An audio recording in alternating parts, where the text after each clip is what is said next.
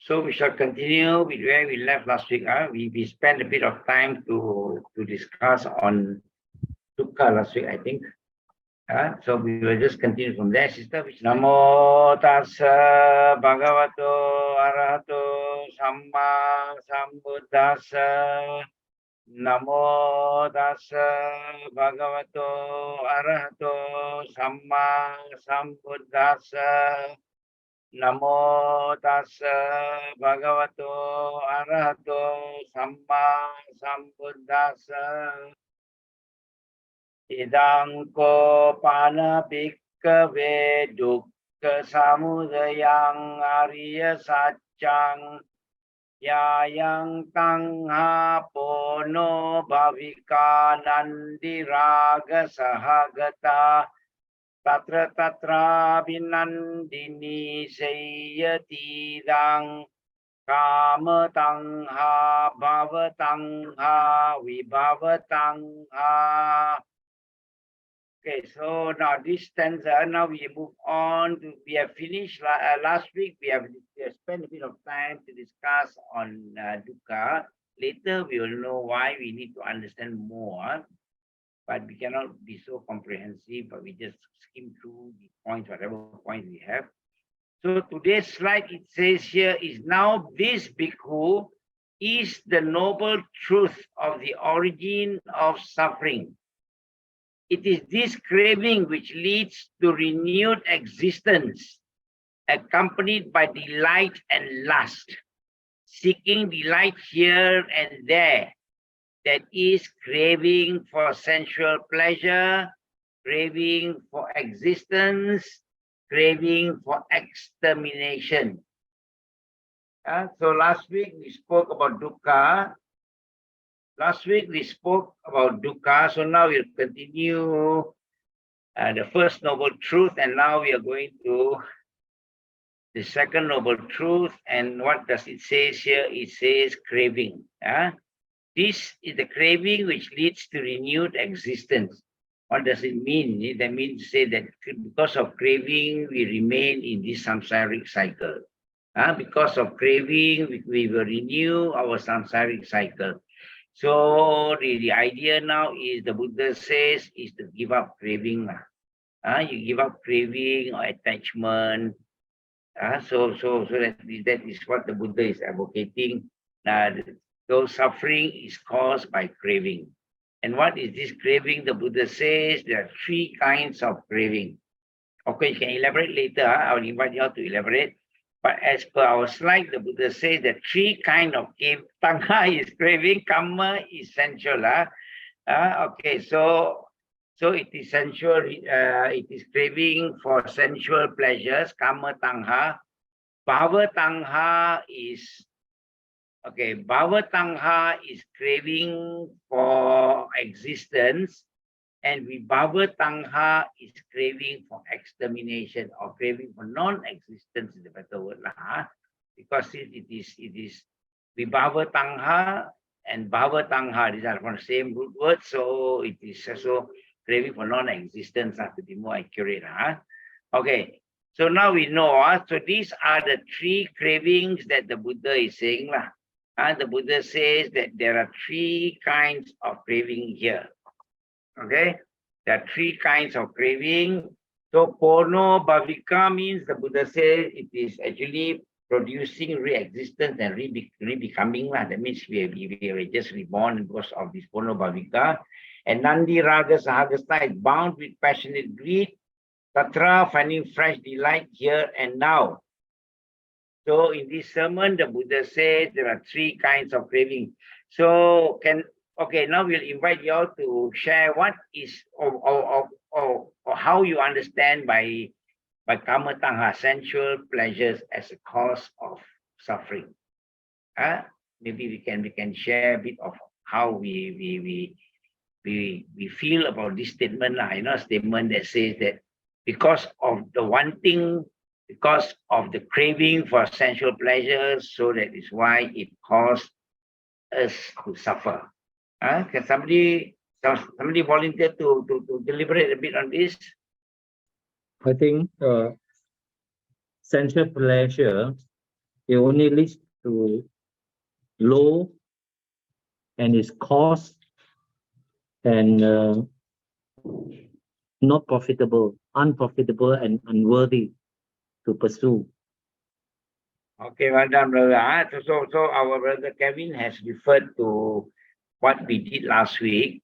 We talked about the Buddha says avoid the two extremes, which is called the sensual pleasure as an extreme, which is actually low and calls for those people who have left hope.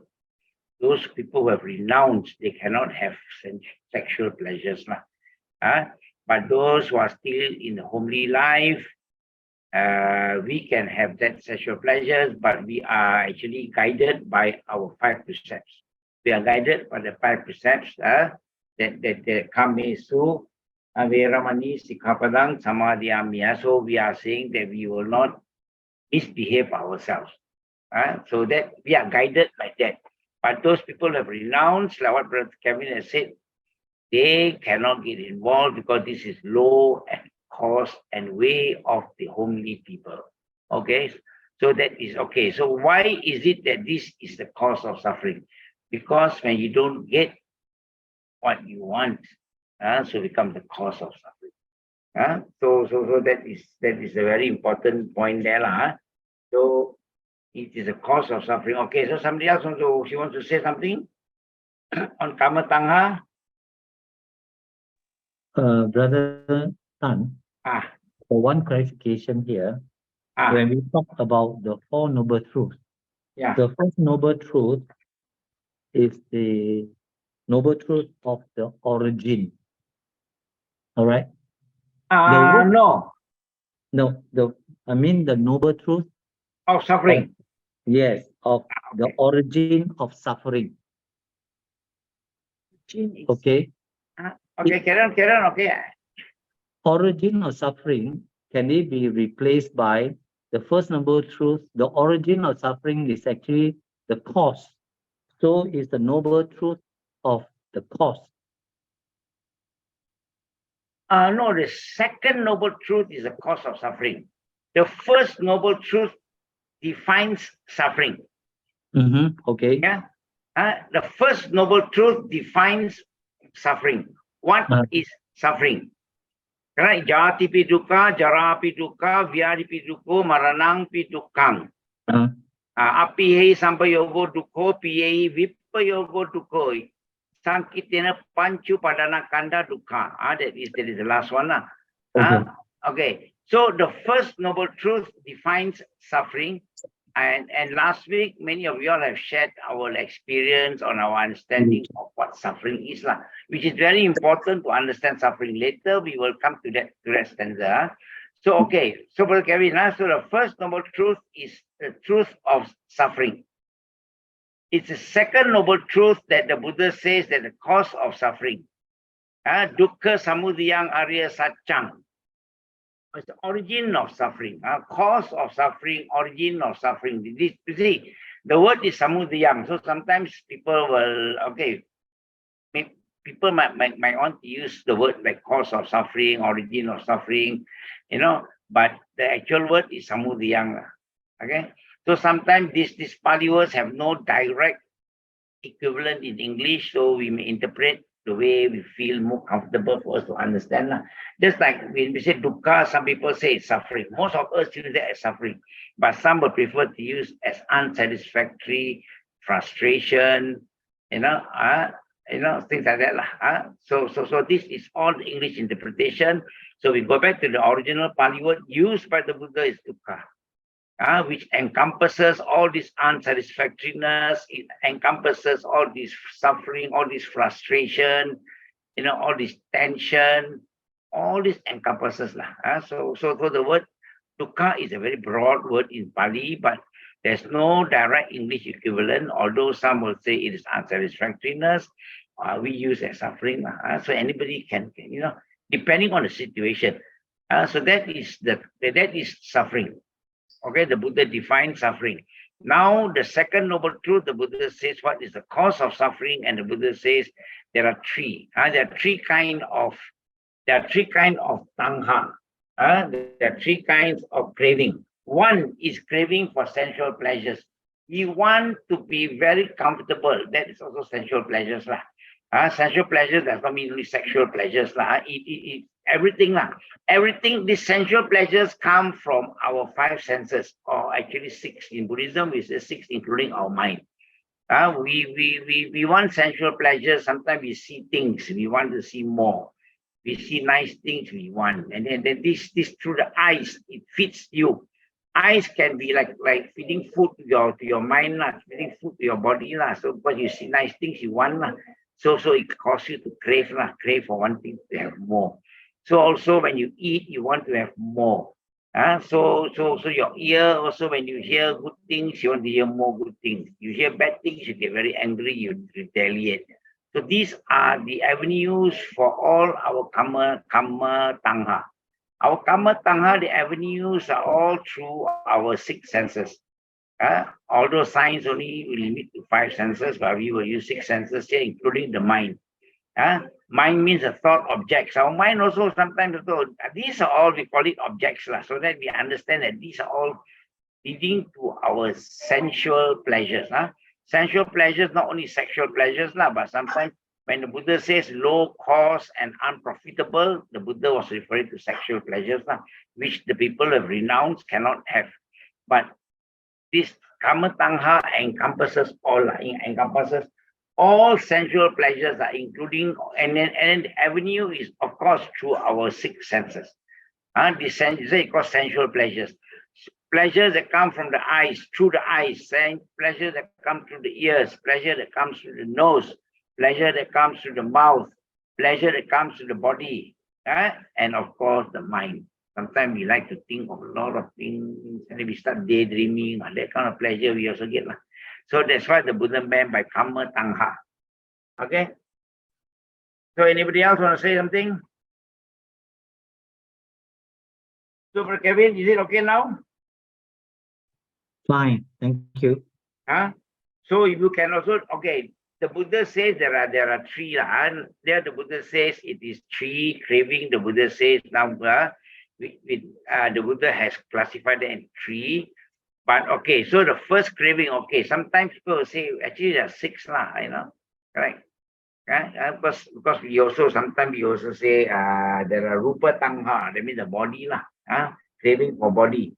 We can also say saddha tangha, that means craving for sound saddha, that means through the ear So there are six kind of craving, but these all six are actually sensual pleasures. They are all classified under sensual pleasures. And then we have got ganda tangha, that means the odor through the nose. And then we got rasa tangha. Rasa means the taste through the mouth. And then we have got the tactile object, means pottabba tangha, through the object. And of course, last but not least, through our mind, mental object, dhamma tangha. Dhamma means thoughts, mind thoughts. So dhamma tangha. We crave for a lot of thinking. So that is the first definition of karma tangha. Anybody else wants to ask anything about karma tangha? Or wants to say extra things about karma tangha?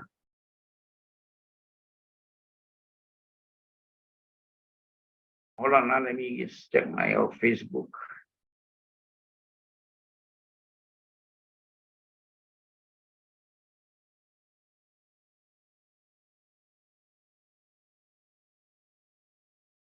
Okay, if no means we'll move to bhava tangha. If nobody has anything to add in or anything to ask, then we go to bhava tangha. What is this bhava tangha all about? Bhava tangha, the Buddha says, is craving for existence. What is this craving for existence? So anybody wants to say something? What is craving for existence? We have covered craving for sensual pleasures. Now we say, what is craving for existence? We have to understand this quite well, then only we come to the next chapter, then we will see why it is important. So bhava tangha, anybody wants to say something? What is this craving for existence all about? So anybody wants to volunteer? Brother Meng Choi, you want to say something? I am not fully clear about it, but maybe I can give it a try.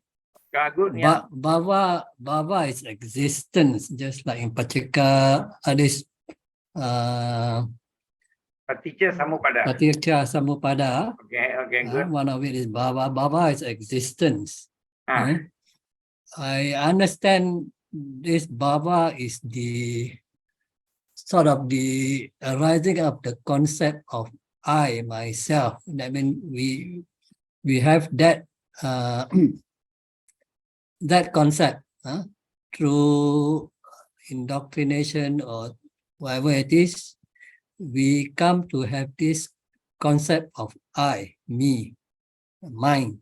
Okay, I think that craving,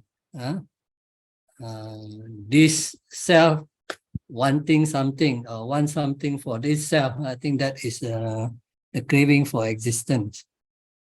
Because I explained that this existence bhava will lead to rebirth. Is it okay? Okay, yeah, okay. So karma tangha, you have no problem now, No, it's definitely the craving for pleasure derived from the six senses lah. Yeah, okay. So that one is quite clear with everybody, yeah. Karma tangha is clear. Okay. So if there's no question, we move on now to Bhava Tangha, which our brother Wing Choi has said that, yeah, it's all about the I, Okay, agreed. To a certain extent, it's very, very good now because it is about the I, yes. But Bhava, existence, the I wants to exist. How? The I wants to be so and so. The I wants to be big. The I wants to be promoted. The I have got a lot of ambition. The I wants to be general manager. The I wants to be the prime minister. The I wants to be Kantima. So that is called Bhava Tangha. That means you are craving for position. That is also possible to be Bhava Tangha. Now, it's also Bhava Tangha. It's about craving for existence. Means also, we sometimes we crave to be in existence. Means we want to be in the. We see many of us, we go in pai. We say we die, we hope to be born in heaven now. So there's craving for existence also now. We want to go to heaven now, right? So craving for existence does not only mean spiritual heaven, it also mean in this life. Like what Brother Kevin has said, it's about the I. The I wants to be in the position. The I wants to be in the position. The I wants to be the ego. In other words, one thing for position is also called Bhava Tangha. One thing to be reborn in heaven, in the Deva realm, in the Brahma realm, is also Bhava Tangha. Correct? There is craving for existence. And then also, okay, then if we talk about philosophically, Bhava Tangha also we can say that, you see, also it is about eternalism. People want to die and go to heaven because they think, okay, this is other people's philosophy. They think they go to heaven is permanent there with the Creator. Correct? That is also craving for existence. Correct? You want to be with your Creator. You want to be with your ultimate, whoever it is. So that is also Bhava Tangha. So Bhava Tangha means you want to be born in heaven. Okay.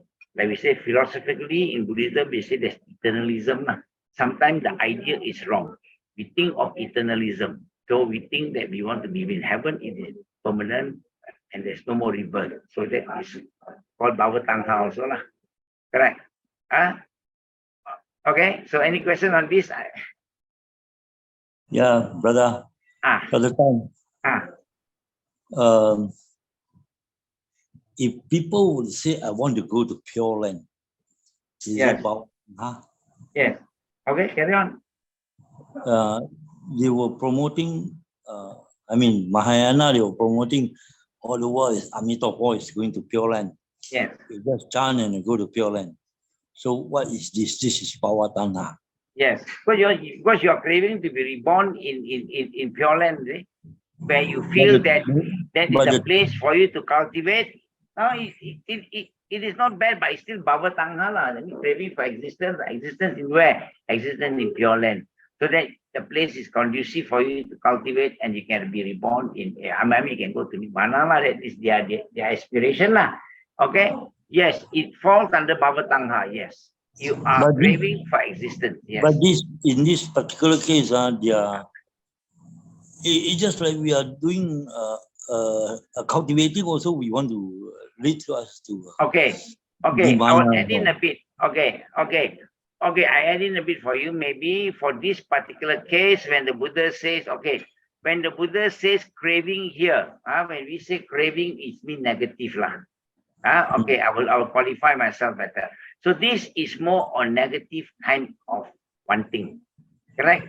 This is more negative kind of craving. Okay, not the craving that we have mentioned about wanting to go to. Okay, maybe I will not say that. I will retract. I will not say that wanting to go to Pure Land is Bhavatangha, because we are classifying this under negative. So if you classify this under negative, then Pure Land is another concept altogether. So I don't want to say that's negative, but okay, as negative, we say that if you think that you go to heaven, it is eternal. That means if you're talking about eternalism, because this is the Buddha's time, we have mentioned before, there are only two ideas. One is eternalism, correct? That means you go back to your creator. Okay, now, if you classify that way, because the thing is that I'm a bit biased here because we know a bit of Mahayana, so we say that it's not Bhavatangha. Because Mahayana, their Pure Land is not eternalism. They also use it as a stepping stone, go to Nibbana. So that can be positive. So that is not, okay, if we classify this as negative, Kamatangha, we're looking at it from a negative point of view, Bhavatangha, negative point of view. I think I've, okay, Brother Lim. Okay. Okay, I have to repeat this again. You want to, confusing, quite confusing. Okay, good. Okay, I will come back. Okay, now this bhikkhu is a noble truth of the origin of suffering. Put it this way, correct? So these are the negative things, correct? You asked a very good question, because otherwise I will not go to this detail. Okay, this is called the noble truth of the origin of suffering. What is the origin of suffering? That is, these are called the negative craving, correct? The craving that leads you to suffering. Yeah. Okay. So now you understand. So if you say go to Pure Land, it is not Bhavatangha, because that doesn't bring you to suffering, correct? You also have to suffer to understand. A lot of people will be bombarding him and say, "Oh, are you sure? When you die, only you go to Pure Land." So how do you know? Okay. So it comes down to the same thing. Okay, we divert a little bit. You say that you die, only you go to Pure Land. Agreed. I agree. That's why we say when we go to heaven, we can only die to experience heaven. Correct. But in Buddhism, Nibbana is not wait until you die, Nibbana can be experienced in this life itself. Okay. If you are an Arahant, you are living in Nibbana. Because you have given up greed, you have given up hatred, and you are not deluded. So as long as you have no greed with you, you have no hatred with you, you have no delusion, you are living in Nibbana. That means life is very peaceful for you, very calm, and you see things as ease. You cannot be disturbed emotionally. You are all upeka. So that is Nibbana. So Nibbana in Theravada Buddhism can be experienced in this life. Okay? Nibbana with the body. The other one is Nibbana without the body. That means you die and you still can experience Nibbana. But in other religion, including maybe in other religion, the ultimate they can only experience when they die. Correct? When you die, only you go to heaven, you go to the Creator. Correct? That's the difference. We can experience our ultimate in this life. Yeah. Brother. Yeah. Brother Tan. Yeah. But in Theravada also, when we cultivate, we also don't know when are we going to reach Nibbana. Okay, brother, that is a, that one is a totally different subject, of course. Of course, if you cultivate, if you can give up greed, if you can give up hatred completely, and if you're not deluded, you are in Nibbana, brother. But Nibbana is a state of mind. For us, Nibbana is a state of mind where you are free from this attachment of greed, hatred, delusion. That means you have no more rebirth after that. Okay, we can come to that in the sutta later. Then you have no more rebirth. Remember the Buddha says when he found the truth, then he has no more rebirth. He declared when he was born that this is his last birth. So that is no more rebirth is Nibbana. Okay. Thank you, brother. Thank you, brother. I know. It's quite difficult to understand, but never mind. We go slowly. Maybe along the way you'll maybe it is there. I will explain. Okay, right. Okay, Thank so you, Bhava Tangha is craving for existence. Okay. So any more questions on Bhava Tangha? May I ask? Yes. Bhava Tanha, is it like continuation from the Karma Tanha? Because of Karma Tanha, then we'll continue with the Bhava Tanha and Vibhava Tanha. Then, yeah, because once, because of this 5 senses, 6 sense craving, when it's nice or I see someone having a nice life, I want to be like them. Enjoying life, I want to be like them. It's kind of craving, so I want to continue with that. And when I'm suffering, which is my Karma Tanha, and I don't want that, it becomes Vibhava Tanha. Vibhava Tanha. You know what I mean? Okay. In this context, we see clearly here. In this context, the Buddha says, now, Bhikkhu, in this noble truth of the origin of suffering, it is this craving, okay, which leads to renewed existence, okay? This craving will let you, if you have this craving, they call craving, one thing, craving is about greed.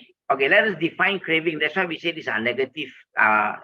Okay, this craving is all about greed. And how will we define greed? It is about wanting things that you don't need, right? Of course, we need clothes. Of course, we need to live in, we need shelter. Of course, we need medication. Of course, we need food, correct? But you don't need excessive food. You don't need a big, beautiful mansion, correct? You don't need to have excessive food every day on your table. So that is called greed. So greed we define as wanting things that you don't need. If you need, it is not greed. If you need to have food on our table, that is not greed. That is just our our requirement. Okay. So now the Buddha says is attachment or craving. We define craving as greed, because you crave means you want more and more, not things that you need, but things that you don't need, but you just simply want, correct? So that is called craving, that's negative, we say the craving is a negative word. So Karma Tangha, we say is negative. So the Buddha says this craving are the 3 kinds of craving.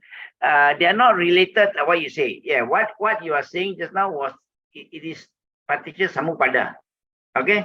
Now, what you are saying just now was exactly what he says here. Karma Tangha means you want sensual pleasures. You want more and more sensual pleasures, correct? And this is defined as the sensual pleasures are coming through your 6 senses. That means you see, you want. You hear, you want. This is called a sense. You smell, wow, nice perfume. You also want, correct? You eat food, also you want. Unlimited we're talking about excessive. And then you want body comfort all the time. No aircon, cannot sleep, no this cannot. You want body comfort all the time, and you want a lot of pleasure on your body every time. So that's one. And then your mind also is always wanting to think. Cannot go down and do meditation. The mind is always seeking knowledge.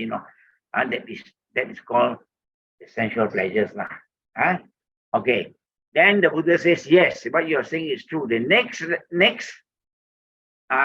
craving, the Buddha says, is craving for wanting position. Yes. Bhava Tangha, this is, okay, let me qualify again. Now, this bhava tangha means it is craving for existence. Okay, what we are discussing is all views and all commentaries, commentary. The Buddha here did not define much. The Buddha did not elaborate in this stanza. But these are commentaries. You read commentaries we are discussing, So we say bhava tangha means, yes, craving for existence. It very simply means that if you say it's only sensual, spiritual means you're craving to go to heaven. Like what Brother Lim says, yes, we are craving to go to Pure Land. We are craving to go to heaven. Okay. Because we think that it's a very good place, so we crave. Craving is no good, so we crave to go this place. We also add in extra now. These commentaries, they add in extra. They say also can include craving for position. That's what you say. People become general manager, we also want to become general manager. So we are also craving for position. So this is also categorized under bhava tangha. People stay there, we also want to stay there. People stay in very nice posh area, we also want to stay there. So this is bhava tangha existence. We want to exist in a comfortable place. We want to be where people are. We want to be where celebrities are. So that is craving for existence. So we define that way. Okay, sister. So we don't say it's related after this is that, because that one is paticca samuppada. You're perfectly right when it comes to paticca samuppada. Okay, then thank you. That's the best I think I can explain. Okay, then we go to Vibhava Tangha. Vibhava Tangha, it says here they use the word extermination. But okay, we will use the word non-existence better, because since the word is bhava and vibhava means negative. Bhava, existence, vibhava means non-existence. You suddenly change the word to, here they say it is what they use here? Extermination, So okay, it's not a very, it means the same thing, but from the context you see bhava and vibhava, so it's non-existence is the more appropriate word, but it means the same thing, no worry. So now here, how do we define non-existence? What do you mean by craving for non-existence? Okay, from the philosophical point of view, non-existence from the Buddhist point of view is, during the Buddhist time, again, we say now was eternalism and nihilism. Nihilism means they don't exist anymore. Correct? So sometimes these people are in such a miserable state. They hope they don't exist. Correct? No? Example, somebody gamble all his money already, they not go home already. The whole gaji, the month gaji, all blanja already, all gamble away already, or better, I hope I don't exist. Go back, sure, kena hantam already, isn't it? So these are cases. And there are cases that people have got so much a problem that they want to commit suicide. Correct? So this is called craving for non-existence. They hope that they don't exist. That means they hope to die. Correct? Sometimes they mean, okay. These are commentaries. So they say that Vibhava Tangha can also mean that people are in such a bad situation that they hope they don't exist, meaning they hope they die. They don't see tomorrow. I hope I go and sleep, I don't wake up tomorrow. Because otherwise, I got a big problem, is it? So people having that will have this kind of Vibhava Tangha. That means craving for non-existence. But philosophically, we say that craving for non-existence is also nihilism, whereby during the Buddha's time, people will believe in eternalism or nihilism. Remember, all the 62 teachers are teaching on eternalism or nihilism. So that is philosophical. But put it in our daily context, it means that sometimes people are in deep trouble, they hope they don't exist. They hope to commit suicide, like when die better, they say, because they have so much of trouble, they cannot overcome their problem. And that is called Vibhava Tangha. So people who hope that they don't wake up in the morning, people who are in deep trouble sometimes. So that's what the Buddha says. So these three cravings are the cause of your suffering. You crave too much for your karma tangha, or you crave too much for position, and you crave too much for non-existence. These are the cause of suffering. Okay? let's have some discussion. Don't worry, you can ask any. Come, don't worry. This is just between friends. I guess we can just talk. Don't worry. Brother Tan. Ah.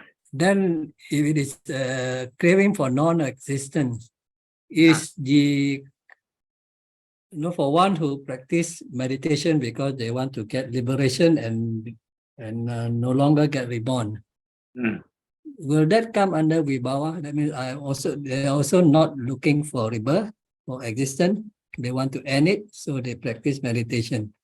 Okay. Again, we will go back to our cause of suffering.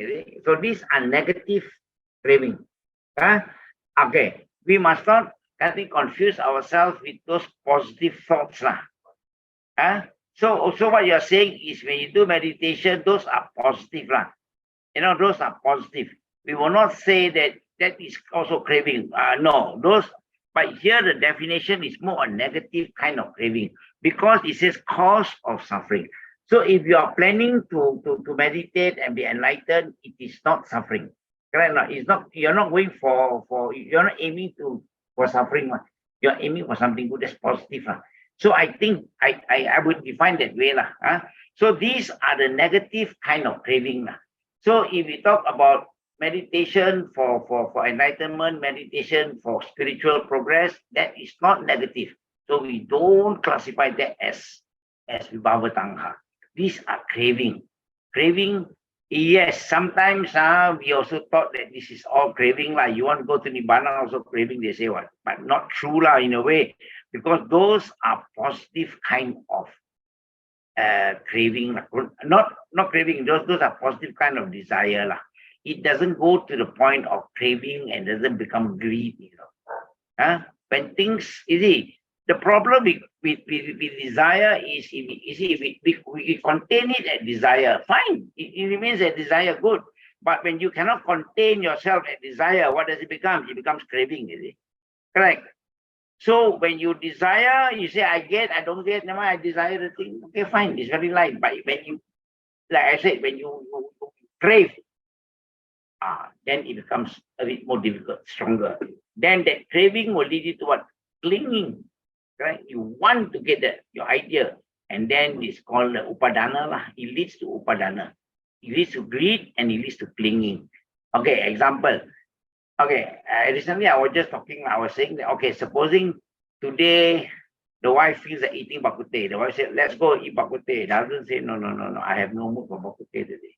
Okay, then don't go eat. But if you crave so much for bak kut teh, you quarrel with your husband.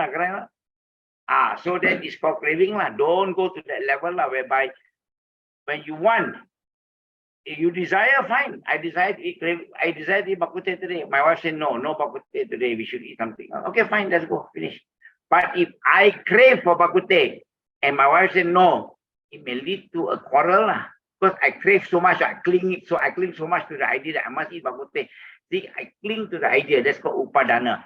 So from a small thing of desire, desire turns into greed. Greed turns into craving. Craving turns into upadana.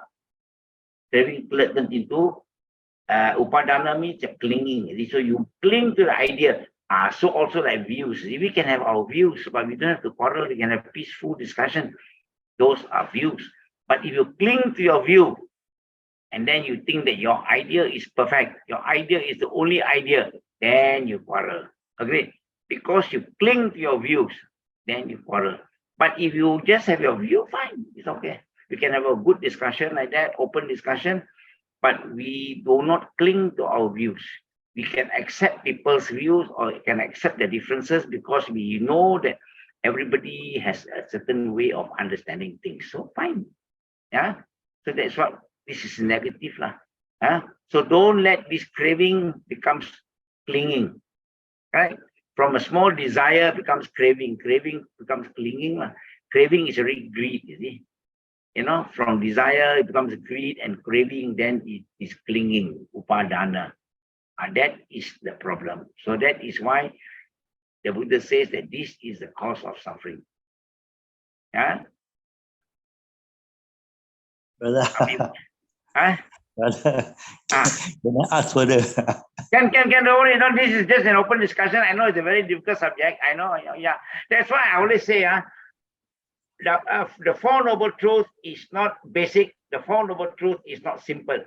Correct? Many people treat this as very basic, very simple. I know the Four Noble Truths. No, it is not. Because even the 5 ascetics could not grasp the idea yet, Right? Until they learn the second sutta, Anatta Lakkhana Sutta, then only they understood the idea of this. Then they become Arahant. Before they couldn't understand. Don't worry, we also cannot understand. Don't worry, brother. We are struggling to understand. Don't worry, you can ask anything. We just try.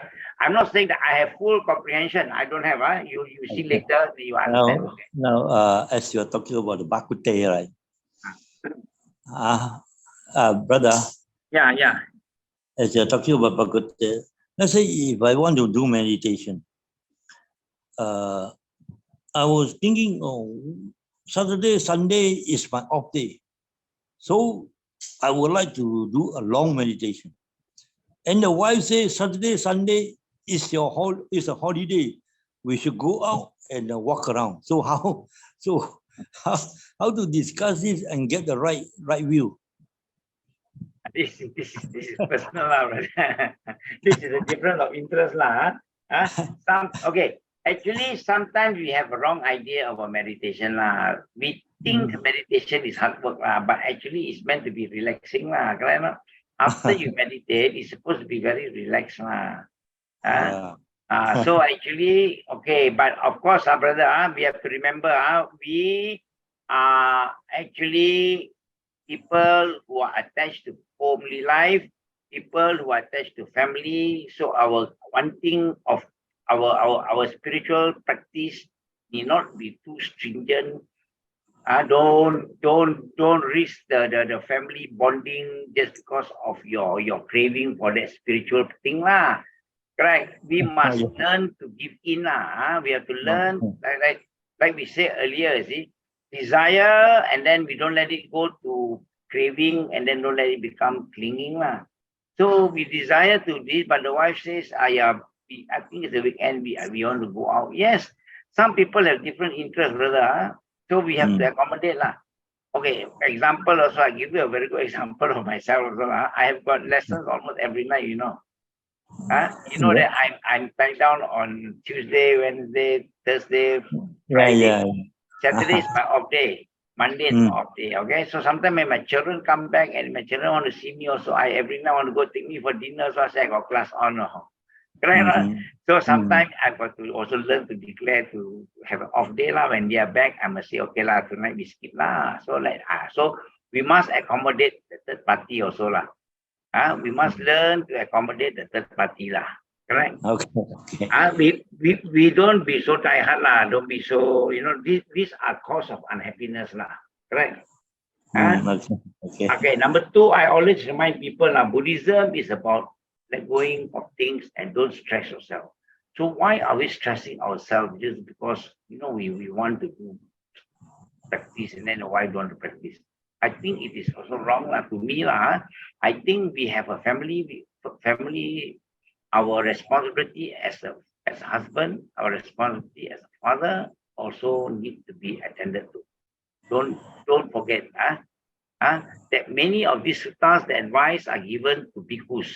Okay, they have no family attachment. It's easier for them to progress. We have family attachment, go the other way. So we don't have to follow this. Many of these advices we read may not be applicable to us. Okay, example, I give you a good example.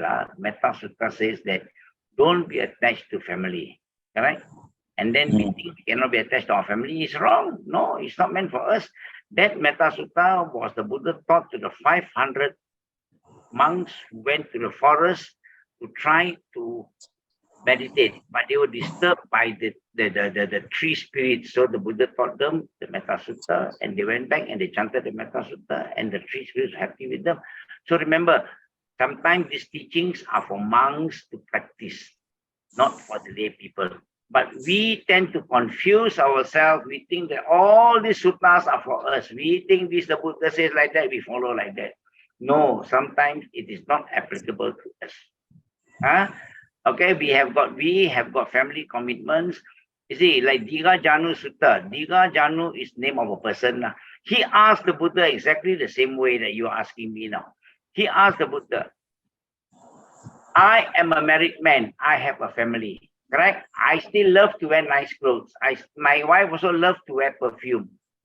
She loves jewelry. This is all part of our life. What? We cannot say that Buddhists cannot wear jewelry anymore, cannot wear necklace anymore. No. But so Diga Janu asked the Buddha exactly the same question. Now, we are lay people. I'm attached to my family. I'm attached to my wife. And we are attached to nice clothes. We are attached to jewelry. We are attached to this kind of luxury living. How do I progress? He asked the Buddha, how can I progress? Correct. Then the Buddha gave him a different set of advice. That advice given was, don't spend your money unnecessarily. You must learn to keep. You must learn to save. You must learn all this. So these are 100% for lay people like us. Refer to Diga Janu Sutta, Dighajanu, Diga Janu Sutta. Refer to Sigalovada Sutta. These are 100% applicable for lay people. It teaches you gratitude, how to spend money, how to be grateful to your parents. Correct. So there are many of these suttas actually are directed that way. Directed to us. So we have to identify the suttas so that they are directed to us. We don't worry too much about certain things. So we must also be flexible. Buddhism is about middle way, brother. Don't go all the way out and quarrel with your wife just because you want to meditate. Okay. It is about the middle way. We go the middle way. If she says, no, we want 4 hours, Samsung, take 1 hour or 2 hours. Right? So that is what we call the middle way. Okay. Okay. Very interesting, man. Actually, this is out of our topic. Okay, can we continue? So, okay, Vibhava Tangha, clear, yeah? So non-existence means sometimes people think that there is no tomorrow. They hope that there is no tomorrow. They enjoy themselves. They think that, they do all the bad things in life. They see there's no tomorrow.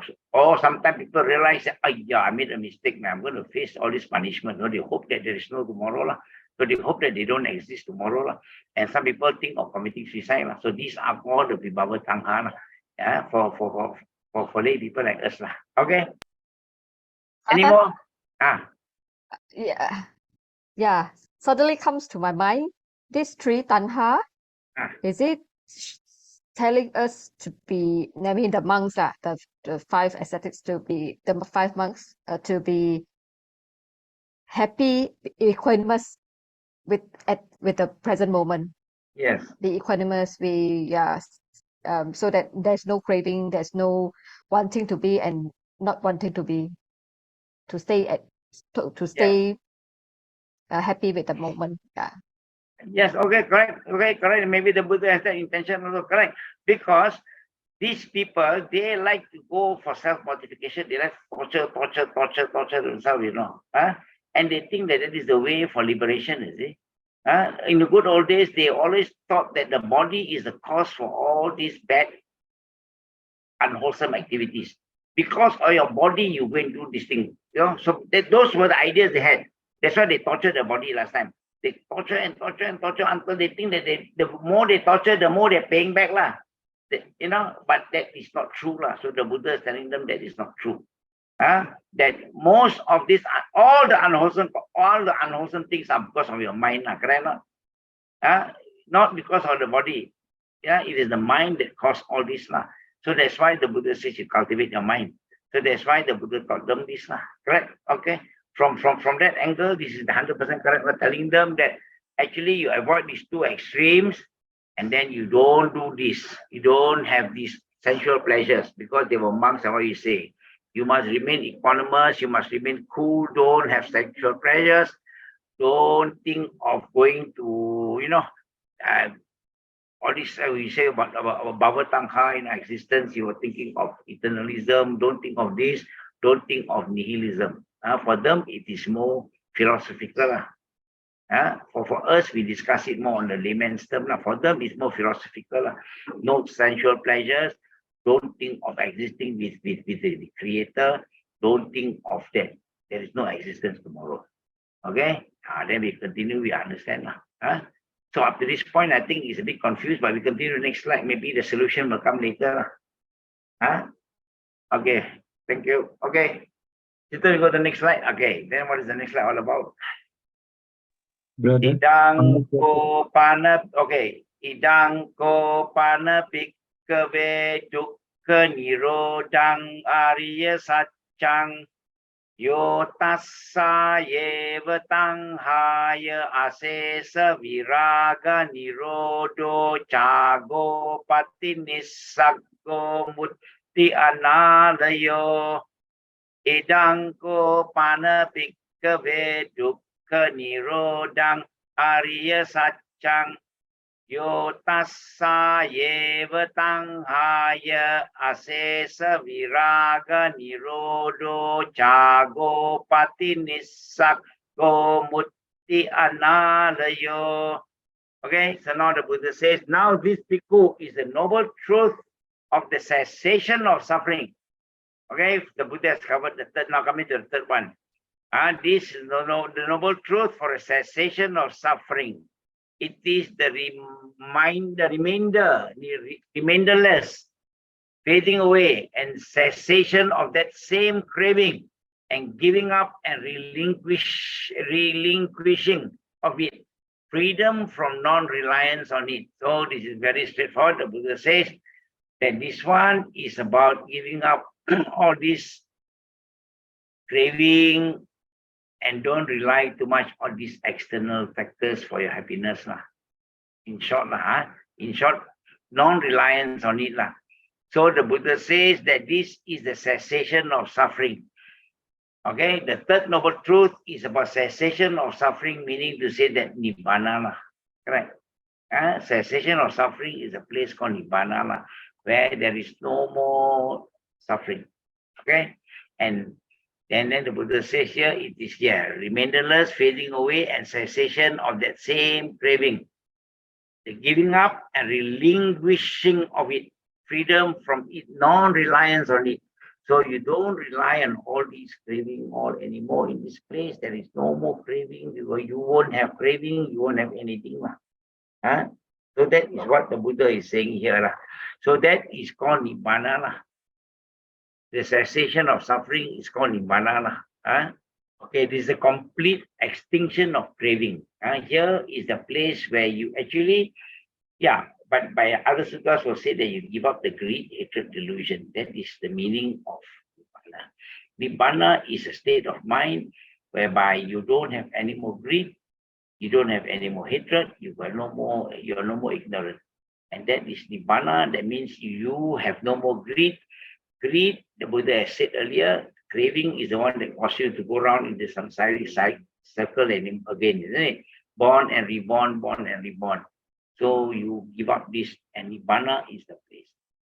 Okay, any question on this? This is the third noble truth, that is the cessation of suffering. Dukkha nirodang arya satchang. Arya satchang means noble truth. Dukkha, and nirodha means end, cessation. Okay, cessation of suffering. Okay, so any question on this?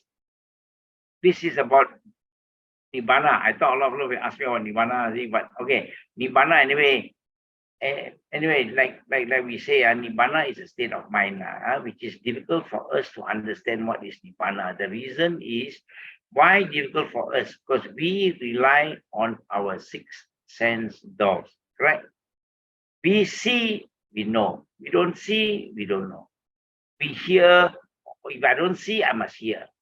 If I don't hear, I must smell. If I don't smell, I must taste. Correct? If I don't taste, then I must feel. Correct? My body must feel. If not me, my mind must be able to think of it. So we are so used to the six sense doors, For us to know if whether it exists or don't exist, we must see. But Nibbana is a place where it's away from these six sense doors. That is difficult to understand. To understand without using your eyes, your nose, your ear, your knees, quite difficult. You know, you can't see, you can't smell, you can't taste, you can't hear, you know. What is this? You cannot understand. Huh? So the parable is about the fish and the tortoise. Have you heard of this fish and the tortoise? Why is it difficult for us to understand Nibbana? It is like the fish and the tortoise. This fish and the tortoise are very good friends. They live in a pond together. Huh? They swim together. They see every morning. Hey, hello, Mr. Tortoise. Hello, fish. Hello, hello. You know. Then one day the tortoise decided to go on land. The tortoise said, I go in makan in a while. I go to land and then relax on land for 1 week. So the tortoise went up on land and relaxed for 1 week, and then came back. After 1 week of enjoying the sun there, you know, went back to the pool and swam and saw the fish. Hey, fish, hey, where have you been? I didn't see you for 1 week. Where have you been? He said, I went up to land. So the fish said, what is land? No, land is where I don't swim, I walk. It's hard. So I walk there. I don't have to go up and down to breathe. I breathe there, no air is all there. I can breathe without going up surface and breathe and come down, you know. And I don't swim. I walk on hard land. The fish cannot understand, you know, what is hard land. What do you mean you don't use I don't use my gills there. I can breathe in the air. So the fish find it difficult to understand. So we are in that state now, where we cannot understand Nibbana. We are like the fish now. Correct? Because the fish cannot see land. The fish cannot taste land. The fish cannot live on land. So the fish cannot understand. So that is how Nibbana to us is now. We cannot see. We cannot understand. So that is Nibbana. So many writers have tried to explain Nibbana to us and say it's a state of mind. The best they can do is explain to us is a state of mind, whereby you are living, like we say, Nibbana can be experienced now. You don't have to die to experience Nibbana. Nibbana can be experienced in this life. If you can give up greed, you have no greed. Imagine now you are living in this world with no more craving, no wanting, no more greed. You don't learn to, because no greed means you got no hatred, correct? And no delusion. That is the state of Nibbana. Where it is very calm, very peaceful, no jealousy, no greed, no hatred. That is the state of Nibbana. That's the best people can explain. Because we are like the fish who cannot understand what is hard land. What do you mean I walk on the land? Fish can walk on the land, the fish cannot. Fish can breathe without the gills, cannot.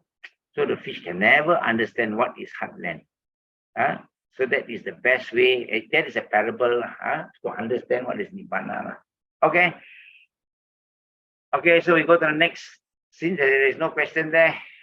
Okay, then this is come to the most interesting part. Idang ko pana bhikkave dukkha nirodha gamini patipada ariya satchang ayameva ariyo attangiko makko seyatidang sammaditthi samma sankappo samma vaca samma kammanto samma ajivo samma vayamo samma sati samma samadhi. Okay, chant this always. You can remember the Eightfold Path very easily. Sammaditthi. Okay, maybe we can highlight for them. Seyatidam. That is Sammaditthi samma sankappo samma vaca samma kammanto samma ajivo samma vayamo samma sati samma samadhi. Okay, so this is how it should be chanted. Come and join us on Thursdays. We are also revising our Dhammacakkappavattana Sutta now. Okay, so here it says the Buddha gave them the DIY kit lah. Like I said, the Buddha give you the solution. The Buddha is not so negative or not so pessimistic. The Buddha diagnosed your sickness. The Buddha gives you the medicine to cure your sickness. Now, not just tell you you are sick, and then you'll die, finish. No, the Buddha tells you you don't take the medication, then you will suffer lah. You will die. You go to some woeful state lah. You take the medication, you will survive lah. Correct. So the Buddha is not a person who talks, not a pessimistic person. So the Buddha says, the way leading to the cessation of suffering, that is Ayameva Aryo, then that is the DIY kit I give you now. The Buddha says that is right view, Samma Ditti. Aryo Atangiko Maggo, that is noble. Atangiko is the eightfold, Maggo is path. Okay, so it is the eightfold path. And this is Buddhism actually all revolves around this eightfold path and the Four Noble Truths. Okay, so the Buddha says that the eightfold path is Samma Ditti, Samma Sankappo, Samma Vacha, Samma Kammanto, Samma Ajivo, Samma Vayamo, Samma Sati, Samma Samadhi. Okay, here we can you can share your view on what is right view. Let's start with right view. So anybody wants to start with right view? So any volunteers for right view? For Kevin? I think basically right view is very important to understand the Four Noble Truths. If you have the right view of Noble Truths, the concept of the first Noble Truth, there is suffering. Second is there's a cause of suffering. And the third, of course, cessations, and then the path liberating you. If you have this understanding, then you follow the concept of the teaching of the Buddha, then the Noble Eightfold Path has given you all the formula, the way that you should conduct yourself, right? Like while we are talking, I'm not saying other believer in other Buddhism sect is not correct. But if personally, if I'm following Theravada teaching, I will not confuse myself with other concepts. When you imported other concepts that interfere with my Theravada understanding, I will get the wrong view. If I get my Noble Truth views and the path to achieving that, I think that is more crucial to me personally. Others can believe what they read or heard from people, but I prefer to follow the Theravada tradition, how the Nikayas, 45 years of teaching in the Nikayas, gave us clear and concise explanations. Thank you. That's very good, brother. So our brother says that, yeah, he doesn't know his right view means he wants to learn things correctly and not confuse himself. Yes, we have seen people sometimes they confuse themselves with other views, and then the practice become a bit kalang kabut lah. Okay, so we agree with him actually fully that is correct also one of the right views, and to understand the Four Noble Truth that the Four Noble Truth exists. Yeah, okay, good, brother. So anybody wants to add in? Brother Choi, you want to say anything about right view? I think it's like what Brother Kelvin says. I think right view is the understanding that is anchored to the Four Noble Truths. The basis is in the Four Noble Truths. If you have an understanding of anything, but it is anchored to the Four Noble Truths, dukkha, cause of dukkha, cessation of dukkha, and how to end dukkha, I think that is what is meant by right view here. We can have many views, but to the what the Buddha taught is what to him is right, is the view that will lead to the end of this mass of suffering. Yeah, perfect, brother. Yes, very good. Yeah. So that is again right view as what brother we will understand. So it is again about understanding the Four Noble Truth, and not confuse ourselves with a lot of other things. That is very good. I think okay, very good. Yeah. So anybody else? Yes. How about right view is seeing a belief in Buddha's teaching on anicca, dukkha, and anatta. Yeah. Yeah, That's perfect. one, I Yes, think. correct. Yes, to be able to understand the three universal laws, that is all things are, yes, these are all right views, that all things are impermanent, and all things are dukkha, and all things are not self. Correct? Dukkha, anicca, anatta. Correct? Yeah, correct. Yeah, okay, good. Yeah, it encompasses that. The right view means you must also understand that. Because if you don't understand impermanence, then you become like earlier we said bhava tangha lah. That is because you don't understand impermanence. Yes. When you don't understand impermanence, you talk about you want to exist for life lah. You think this life is permanent lah. Yes, correct. So that is exactly related to bhava tangha. We missed that just now. So it is directly related to bhava tangha. Because you believe in the law of impermanence. Therefore, you don't want to have that craving for life, craving for existence forever. Because existence is not permanent. Whatever you are today is not permanent. Yes, so that is very good. That is yeah, correct. That is very good. Okay, anybody else? Brother, can I say something Yes, on please, right please. view?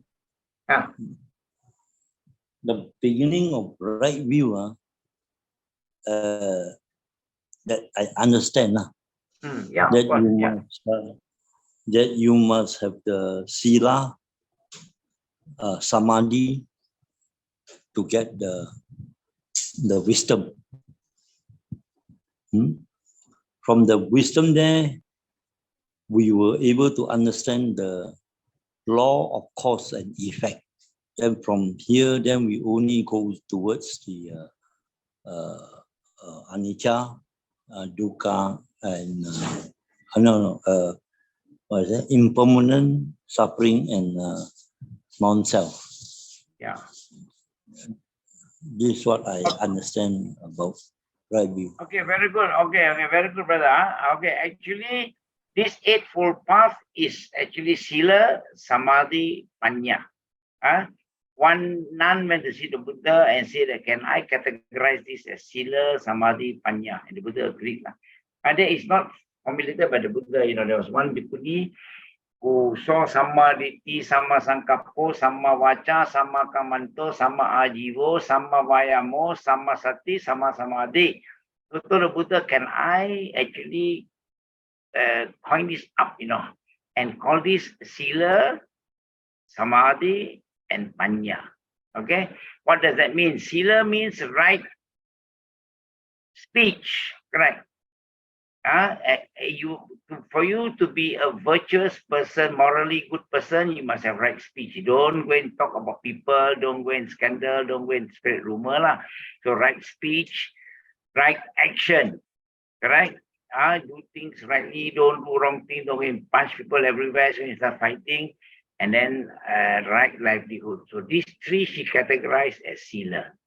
Okay, so right speech, right action, right livelihood, right effort. Okay, no effort yet. So these three are called sila. So she went to see the Buddha. I categorize this as sila. The Buddha is very good. Buddha didn't say very good, Buddha keep quiet. When the Buddha keep quiet means he agrees, The Buddha's way of agreeing is quiet. And then sila, samadhi. What is samadhi? Samadhi is right concentration and right mindfulness and right effort. Correct. So she says that she will combine this right effort, right mindfulness, and right concentration as samadhi. And then right view and right intention as panya, as wisdom. So she is the one who actually, I forgot her name. So okay, so that's what sila, samadhi, panya. So brother, you have come to the point of sila, samadhi, panya. That's very good. Maybe you are also trying to tell us that actually, remember, this eightfold path is only a path. There is no kind of liberation there, This is something else. I think never mind. Okay, we'll just discuss this, but okay, this is the Eightfold Path. Like I said, the DIY kit. Don't forget. This is the kit the Buddha gives you for what? For you to cultivate Sila Jnana. Samma Jnana and Samma Sammutti. That is the right wisdom at the right duration. That is what our target lah. Samma Jnana and Samma Sammutti, which is right wisdom. Jnana is wisdom or knowledge, and Sammutti will be liberation. So we are going for right liberation. We always say, remember I was mentioning last week, in Buddhism it's all about Samma. The Samma must be there, because otherwise you're liberated wrongly also, correct? And then you got knowledge which is not Samma, which is not right knowledge again. So Samma is very important here. Okay, so brother, you have put it very correctly for us. So this is about Sila, Samadhi, Panya. Okay, very good. So all these are correct, these all that you're like, okay, anybody else want to say? Anybody else? Sister Kim Chu, you want to say something? No, I'm just watching. Okay. I agree with what was talked about there. So I have no comments. It is, the right view, what they say is as what I understand too. Okay, very good. Okay. Anyway, Sister Kim Chu is in London at the moment, but she's following us from London. Very good. Yeah. Are you back? Are you back, sister? Not yet. End of the month. Okay, so right view here, what you all have said is all correct. All can be combined together. All of these are included here. Right view, what you all say is you must know that there is the Four Noble Truths. Correct? You must know that things are not permanent. You must know that things are all dukkha. You must know that this is not self. This body is not self. So actually encompasses all that you all have told me. Everything that you all have said is correct. So you must have that kind of idea before you can move in. Before you can move to understand and to continue on the Eightfold Path. Without having that view that this is the kit that Buddha gives us, then how to start? So you need to have that understanding first, that there is the truth of suffering. You must know that craving is the cause of suffering. You must know that Nibbana is the permanent place to end suffering. And then you must realize that this Noble Eightfold Path is the way to end this suffering. So that is the right view. So we can say like that. And all that you all have shared are all actually very accurate. Then you must know that things are not permanent. Otherwise, you have that wrong karma tangha. Okay? Okay, so that is right view. So then we go to right intention. Samma Sankappo. So what is right intention? It starts with the right view, so that you know that there is the way to end suffering. Otherwise, you don't know what we are doing. So once you know that there is a way and this is the kit, I will follow the kit. Okay. Then you must have the right intention. Okay. So we start again. Who wants to start with right intention? Okay. Anybody wants to try with right intention? Anyway, all of you are always right. Don't worry. Nobody can be wrong. So right intention. Want to start with somebody? Sister Yap, you're smiling there. You want to say something, Sister Yap? Susan? Yeah, right intention. Every moment, your thoughts must be right. Yeah, then you will be able to have the right intention. Okay, you intend your thoughts to be right, Okay, good. Okay. You're leading it to right thoughts, Okay, we can accept this. Very good. Yeah. So who's next? Okay, anybody else? Somebody who has not spoken, maybe Sister Margaret. You want to say something, Sister Margaret? Right intention can be positive thoughts, wholesome thoughts, Okay. Carry on. That's my understanding. Okay. Okay, good. Yeah, intentions would be, you must always have good intentions. In short, what you are saying is very true. We must always have good intentions. You know, and then as was saying, the intention that will lead you to right thoughts. Because you must always have the intention to do right things. Then only you must have the intention to put in effort, intention to practice the Eightfold Path. Correct. Yeah. So now that you know that the Eightfold Path is the path leading you to end of suffering, then you must have the intention of wanting to practice and get involved in the Eightfold Path. So we can put it that way, for us to understand the flow. Because this, the other thing we have to remember is, we are just starting, so never mind, we just say it quickly. So, this one, sometimes also people will say that there is no start and there's no end. It is like a circle also. You can start anywhere until you succeed. You can start you don't have to be right view first. Some people say you just can start with right action, then you continue, then you realize the actions are correct, then your right view comes in, things like that. It is actually not linear, we say. Eightfold Path is not linear. Maybe we'll discuss that later when we come. Because I think it's almost time. The next week when we meet, we hope to be able to finish this Dhammacakkappavattana Sutta. I don't think we can. We cannot be just stretched on for another week. So with that, I think we come to conclusion. So anybody wants to ask anything? Yeah. On the dukkha and this is right thoughts. Right thoughts. I think in Dhammapada 183, do no evil, do good, purify one's mind. So when we say purify one's mind, it is more skewed towards what we say is your thoughts should be more wholesome. Stay away from evil thoughts, unwholesome thoughts. And if we are aligned with the 5 precepts, no killing, avoid this killing, avoid taking things not belong to you, sexual misconduct, and all these 5 precepts, I think you can actually help yourself to purify your life, daily life, according to the 5 precepts. If you have already been chanting 5 precepts, you accept the 5 precepts as your compass, as your lighthouse, so that you invite only wholesome thoughts. Thank you. Yeah, very good, brother. Correct. For your thoughts must always be pure.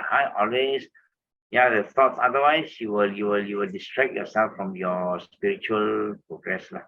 Last week actually there was a question on Facebook, and I don't know whether the person is on or not. Never mind.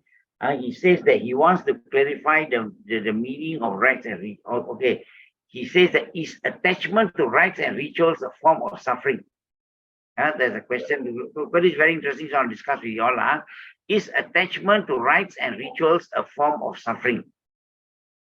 As we tend to follow the crowd, or afraid that something will happen to us if we do not follow the rites and rituals, how do we overcome our fear for our rites and rituals? So number one, he's talking about rites and rituals. So he's saying that many of us, we just do, people do, we do, we scared also, we don't do others, we scared something happen to us, something bad happen to us. My view is, first let's clarify what is rites and rituals. Because right and rituals is during the Buddha's time is about animal sacrifice. Whereby they do a lot of animal sacrifice, they give jewelry to the Brahmin priests, they do a lot of offerings to the Brahmin priests, and then when they got bad dreams, they interpret, and then they do animal sacrifice not just to pay, to compensate. So these are the right rituals that the Buddhists give up. This rite and ritual does not mean that what our puja is not a rite and ritual. Correct? our puja has meaning. Like we say, I always have stressed that our puja is actually we are reciting the teachings of the Buddha and reminding ourselves the teachings of the Buddha. Like now we are reciting the Dhammacakkappavattana Sutta. We are actually reflecting the meaning of the Dhammacakkappavattana Sutta. We are not chanting it as a ritual. So we must qualify ourselves, when we say we don't do right ritual, I don't want to chant anymore, there's right ritual. No. So there's always positive and the negative kind of practice. So the Buddha was actually against this kind of wrong practice, which is negative, which is painful, which costs money. So number one, the Buddha says no self-mortification, isn't it? So that is right rituals. So it is suffering one. True. So to answer the question, if you refer to the Buddha say what the Buddha said, Atta Kila Matanu Yogo, that is right rituals also. Correct. And then this animal sacrifice is not fair. Those days they were slaughter a lot of animals, when they get bad dreams. When King Bimbisara get a bad dream, when see the Brahmin priest, slaughter animals, offer. So these are the practices that the Buddha says don't. So now, so we must refer to this. Then if you refer back, how to overcome this? If you have firm view, you have firm faith in the Buddha, Dhamma, and Sangha. You don't forget, when you have firm faith in the Buddha, Dhamma, and Sangha, that means you have removed your skeptical doubt. Correct? Don't forget, these are the 10 factors that we're talking about. There are 10 factors that actually, these are the mind defilements which actually keep you chained together, will keep you continue with the samsaric cycle, chain with the samsaric cycle, continue, they call it. So these 10 factors are the dasa samyojana, the mind defilements, I call them. They are self-view. Number one, self-view. Number two, skeptical doubt. That means, okay, this is the one. Okay, to answer that question, how to overcome this fear of right rituals? Number one, remove the skeptical doubt. What does that mean? That means you must have full faith in the Buddha, Dhamma, and the Sangha. Correct? When you have faith in the Buddha, Dhamma, and Sangha, you remove skeptical doubt, isn't it? So you are no more not sure. Many of us are not sure by insurance, but when you have full faith, then that is can be overcome. Correct? And then when you have full faith in the Buddha, Dhamma, Sangha, means you have full faith in his teaching. You trust that man, then you trust his teaching. And what does his teaching say? Don't do these things, Lord. These rituals, rituals are not fair. It can be painful to you. If you torture your body, it's painful to you. If you slaughter animals, it's not fair to the animals. Correct? So it is bringing bad karma to you, akusala karma, you keep on slaughtering animals. So the Buddha says, don't do this. So if you have full faith in the Buddha, you have faith in his Dhamma.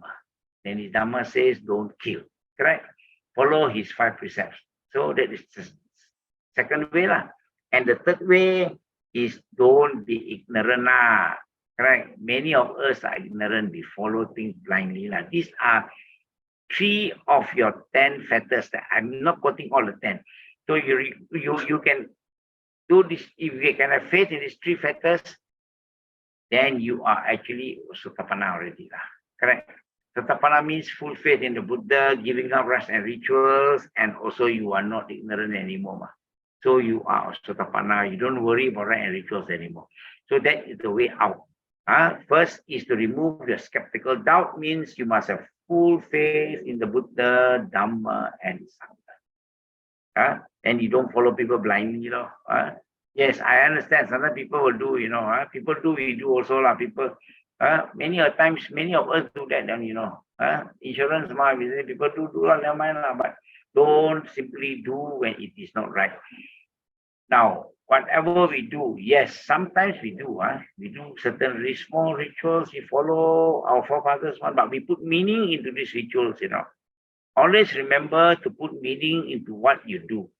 So that we do this, like for instance, if you want to do your Chigway, but we reflect on our gratitude to our ancestors. Not doing blindly that we want to offer them food, no, but we are reflecting. we are grateful to them. It's because of them we are here. So we put meaning into our practice, then we can do it lah. If there's no meaning in the practice, don't do lah. What for you to do when it is senseless? So I would say that to be my approach lah. Brother who I forgot his name, but he has asked in the Facebook lah. Okay, so thank you very much. So with that, we have come to conclusion for tonight. Unless you got some quick questions. Can I add to this last question? Yes, please. At that time, I think this is quite famous, the Kalama Sutta. Yes. When Buddha met the Kalamas told Buddha that there are so many teachers who visited us and introduced new practices, and who is correct and who is right, in that sense. So Buddha told them, as long as that practice bring benefits to you, to the people, and you're happy doing it, and in that teaching, it contains the Four Noble Truths, that is the teaching you can adopt. Yes, thank you, brother. Yeah, see, so there are suttas which are very suitable for lay people also lah. The Kalama Sutta is also for people like us also lah. So these are the things that, yes, the Kalama Sutta is a very, very, very good sutta to quote actually what brother Kevin has done lah. You don't follow people just because of mere hearsay, because of tradition. Don't do lah. Unless there is meaning to it and it doesn't hurt people. Okay, good, brother Kevin. Thank you very much. So, anybody else before we end? Stacy, anything?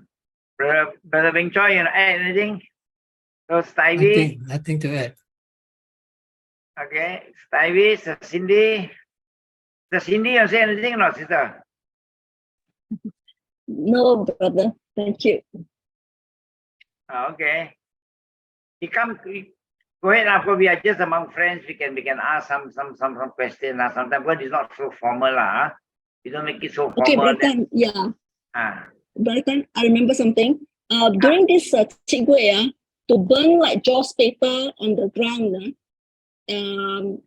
for the wandering spirit, is it considered ritual? Sorry? For this month, 7 months, right? Yeah. I saw like a lot of those Buddhists. They actually burn joss paper, including like my mom and everybody. They burn joss paper on the ground for 2 weeks and so. We cannot hear the last part, sister. So is this actually for this 7 months? Consider it's like a norm to burn joss paper. Yeah, burning joss paper. Yeah, we heard. And after that, yes. Is it okay on this 7 months? Is it considered that is all this practice? Is it actually right? Fully that we have to do all this. Okay. That is Chinese tradition, sister. That is not a Buddhist practice. That is definitely a Chinese tradition. That's our culture. Okay? Our culture is like that. It's not even the Mahayana. The Mahayanis don't do that also. I see when our forefathers came to Malaysia, they brought the culture. Wherever the Chinese go, they bring the culture along. Don't worry. You go to America, you can see the same culture there going on, lion dance and all those things. So the culture followed our ancestors. So these are our cultural practice. Now, they are not Buddhist practice. They are not Buddhist practice, but nevertheless, we don't condemn them. We don't condemn because, you see, like I've said, we always put meaning into practice. Now, we have done our 7 moon puja also, remember? But in our 7 moon puja, we chanted suttas, okay? And we also chanted the Tirukuda Sutta, and we explained the meaning of the Tirukuda Sutta. And we explained the significance of this sutta for the 7th moon. So we put meaning into that kind of practice, but we don't burn joss paper. Joss paper is not our Buddhist practice. Joss sticks, yes, we can burn joss light and joss and flowers. That's what we do all the time. Jaws, but we don't burn Jaws paper and all those things lah.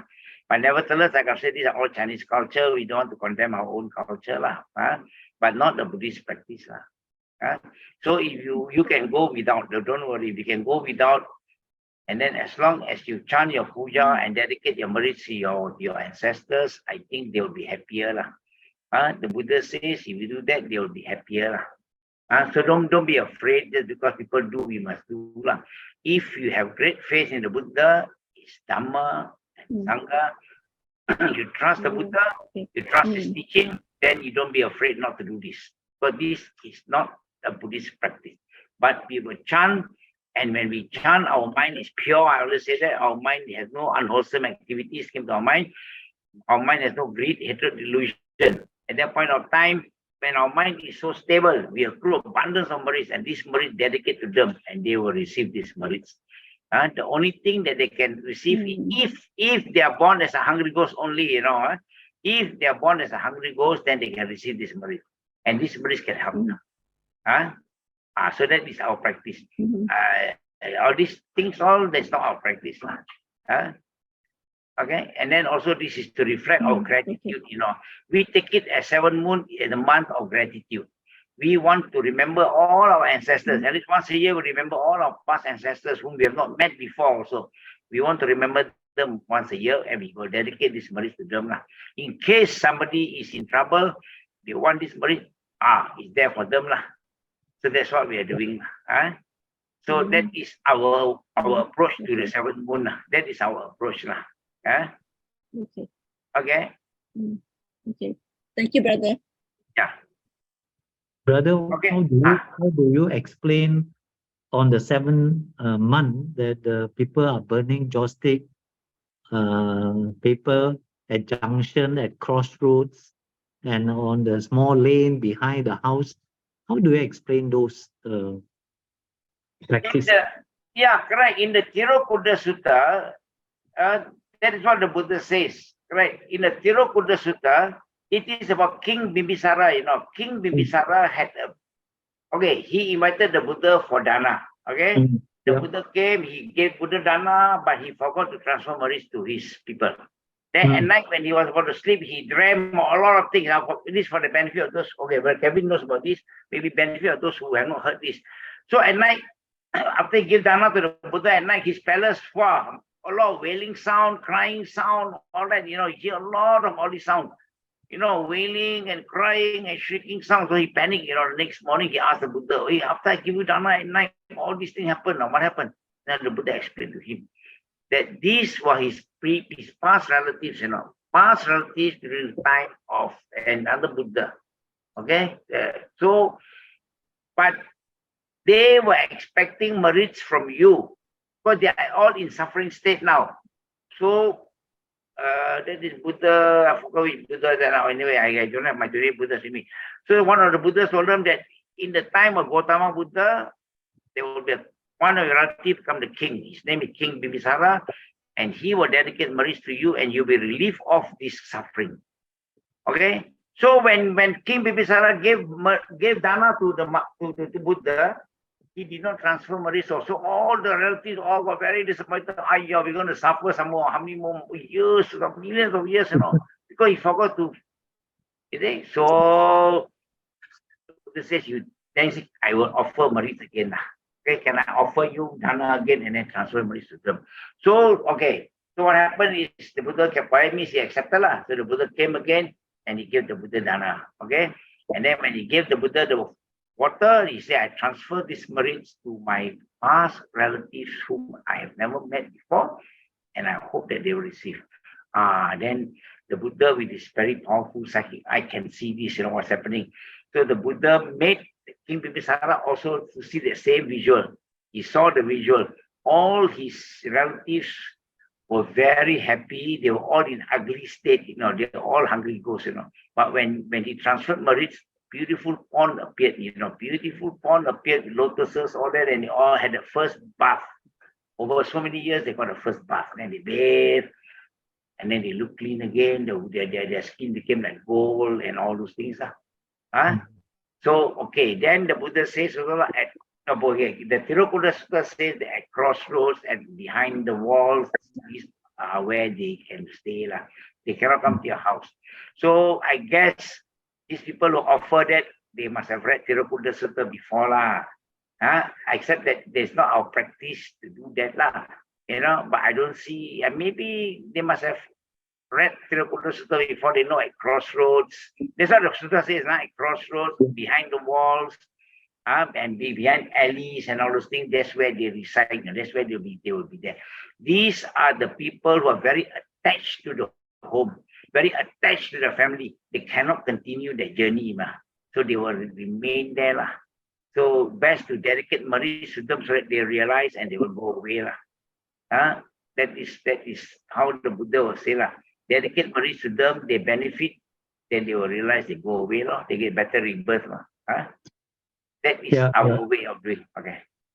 This Tirukuda Sutta also explain this is a heavy karma that the relatives suffered for so many eons, because it was also during one of the Buddha's time where this group of relatives actually took away some food that is meant to be for dana. And because of this, because these are Aryas that you're offering food to, they have withdrawn the food, or they have kept some food or hide some food for themselves, and the rest they offer it. So because of this, it is a very, very serious offense, so-called. So this is also a lesson for us. Like, I feel that if we are doing, you're happy to do a dana, you prepare dana, don't let somebody spoil and take away your food. Okay, we keep some, so the remainder it goes to the temple. No, don't do that.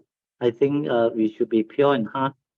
Whatever you have prepared, you want to do, fulfill it. Thank you. That is most accurate. That is the Tirukuda Sutta. These are the group of people, his relatives, past relatives, who actually, like what he said, who siphon some food from. These are all given to the monks, the Buddha and the monks. But this group of relatives took some away. So that's why, because you are actually stealing from the monks, So that's why the karma is very heavy. So they were born in Avicii hell, actually. They were suffering in hell for kalpas, and then it was only during the time of the Buddha that they were actually, in a way, they are lucky that they became hungry ghosts, so they can receive these merits. But if they are in Avicii hell, they cannot receive. But because they were hungry ghosts, so they could receive. Only hungry ghosts can receive our merits. If those very bad karma they went to hell, Avicii hell, no way. If they become animals, no way. If they become asuras, no way. Okay, they cannot receive these merits. Only if they are hungry ghosts. Okay. So with that, we can end. Okay, so brothers and sisters in the Dhamma, for the past hour and 50 minutes, our mind stayed focused. We were discussing the Dhammacakkappavattana Sutta on the second and the third noble truth. On the second and the third noble truth, and we touched on the fourth noble truth. And I'm sure our mind was very focused, and no bad activities, no unwholesome thoughts like greed, hatred, delusion came to our mind. And during such time, I again say that we will accrue abundance of merits, and these merits we dedicate to all our protective devas. We hope that they will rejoice in these merits, and they will continue to bless us with good health, longevity, success, happiness, prosperity, and above all, wisdom to continue the Buddha's path. Let us also recall to mind the names of loved ones who are no more with us, and also all our past ancestors, and we hope that if they need these merits can reach them and help them in their spiritual well-being. However, if they are reborn on the celestial planes, may they too rejoice in these merits and shower unto us their choices, blessings, and protection. And our aspiration, as always, may we be blessed with the company of the good and the wise always. May we not follow the ways of the foolish. May we be blessed with good friends and good relatives, good teachers who can guide us along the path of the Dhamma until we reach our final liberation, Nibbana. Ettavata cha ammehi sambetang punya sampadang Sabbe deva, sabbe satta, sabbe bhuta anumodantu sabba sampati siddhya. Idang me nyati nang hotu sukita hontu nyatayo.